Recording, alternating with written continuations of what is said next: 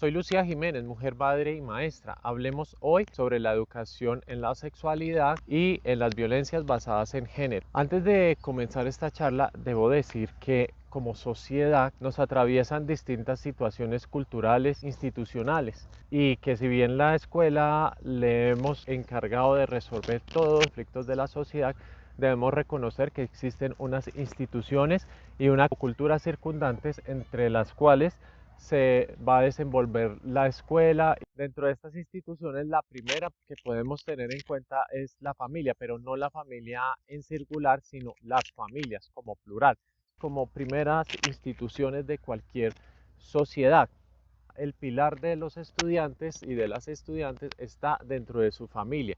Si bien la escuela puede ser un apoyo, un soporte, el pilar de la formación, de su autoestima, debería estar en las familias. Es donde se debe, o debería ser el primer lugar donde se aprecia la individualidad, pero también la diversidad de mundos y de formas de ser. En segundo lugar, la familia tiene su propio entorno social y cultural, y es muy difícil para la escuela, para educar en sexualidad, ir en contra de esas connotaciones sociales y culturales que tiene la familia. Si hay una familia que es fuerte en inclusión, seguramente estos estudiantes a futuro también serán unos ciudadanos que serán incluyentes y formarán relaciones sanas. Con este contexto, empecemos este video. La educación tradicional no cuestiona el paradigma cis heteronormativo. ¿En qué consiste este paradigma? En que se cultiva, se forma solo para permitir la existencia de unos cuerpos en particular. Tienes determinados genitales, eres hombre, y si tienes otros, eres mujer. Lo que se salga de esa norma pues va a ser atacado, va a ser excluido e incluso va a ser eliminado. El paradigma cis heteronormativo también reconoce solamente la heterosexualidad como algo normativo, como que es lo que es, no puede haber nada fuera de ello. Entonces una educación en sexualidad debe atacar este paradigma que rige los cuerpos y comportamientos, cuestionar los mitos y tabúes alrededor de la sexualidad, alrededor de los cuerpos, alrededor de la forma en cómo se relacionan las personas. También tendría un foco importante en la hipersexualización de los cuerpos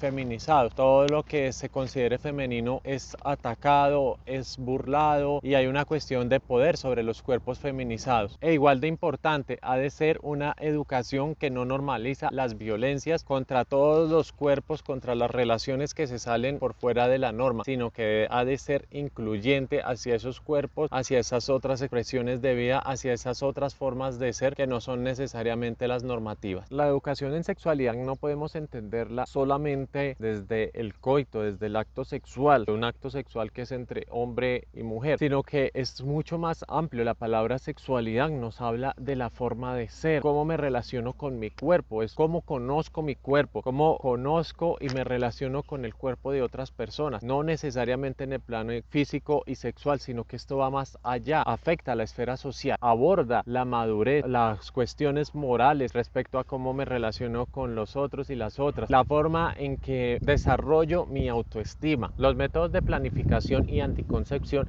deben ser abordados, claro que sí, pero no desde esa mirada tradicional donde nos dan un listado de métodos para que la mujer no quede embarazada, métodos pensados para todos los tipos de corporidades posibles. Se ha de trabajar por una educación sexual que aborde el respeto, pero no es el respeto tradicional de aquí respetamos a todo el mundo, y no existen unas acciones específicas de cómo llevar a cabo ese respeto. Es que el respeto sin acciones son palabras vacías.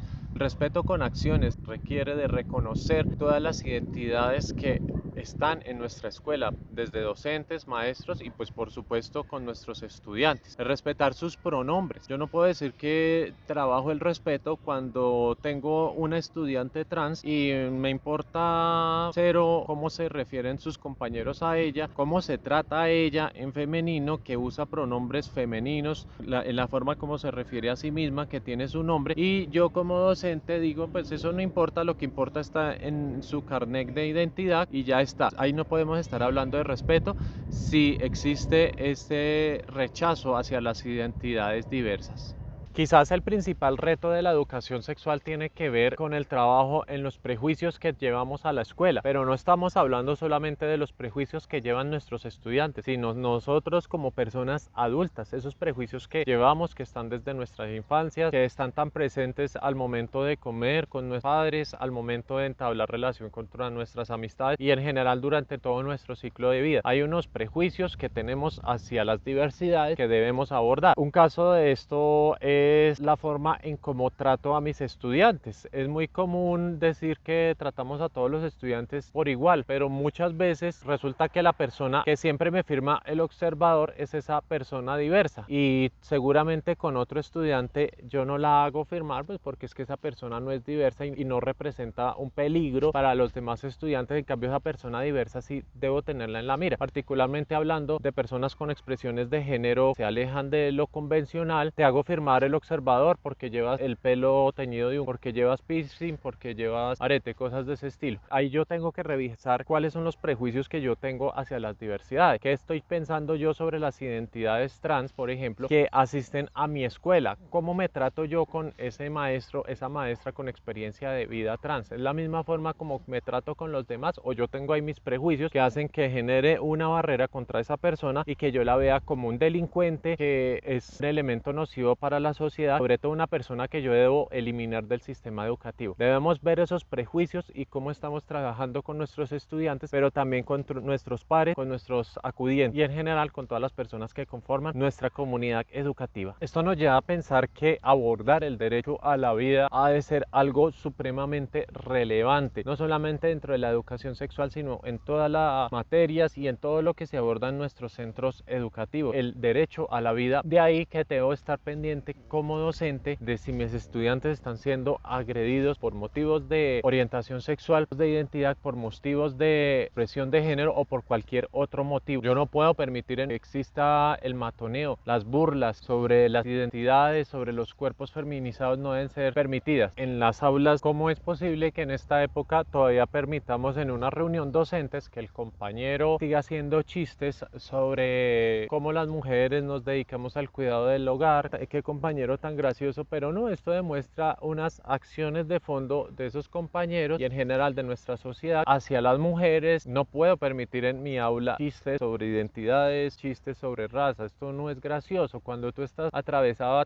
por estas condiciones, si no lo estás, no sabes posiblemente de qué se trata eso, pero las personas que están atravesadas por estas condiciones saben que esos chistes no son tan inofensivos, sino que realmente generan un daño en la persona y un daño sobre la forma como la gente se refiere. Es así que sigamos criminalizando a las personas trans al interior de los colegios con nuestras actitudes, con nuestra forma de ser hacia ellas. Seguramente pensamos la educación sexual solamente en los estudiantes y quizás en sus padres de familia, pero es que la educación sexual ha de ser algo que debe transversalizar a toda la escuela, permitir la entrada de personas diversas al cuerpo docente, que tuviéramos las mismas condiciones para trabajar que nuestras compañeras y compañeros, que no se esté hablando de nuestros cuerpos a nuestras espaldas, que no a las personas diversas se les pidan más informes. Debemos ser igualitarios en las formas que como tratamos a nuestras compañeras. Las personas no somos ideología de género, somos personas. Todo el mundo tiene ideología. Cuando tú hablas de una forma negativa de cómo se expresa con su pareja de forma consensuada, la ideología de género es la que tú estás imponiendo, que esas personas se deben comportar entre sí como tú lo mandas, a pesar de que no ni tu cuerpo ni tu relación. Debemos ser conscientes de cuáles son nuestras ideologías alrededor de la sexualidad, alrededor de la autoestima, alrededor del cultivo de nuestro cuerpo. Ser homosexual, ser lesbiana, ser una persona con experiencia de vida trans es algo que ya viene en nuestro ADN. Solamente existimos y como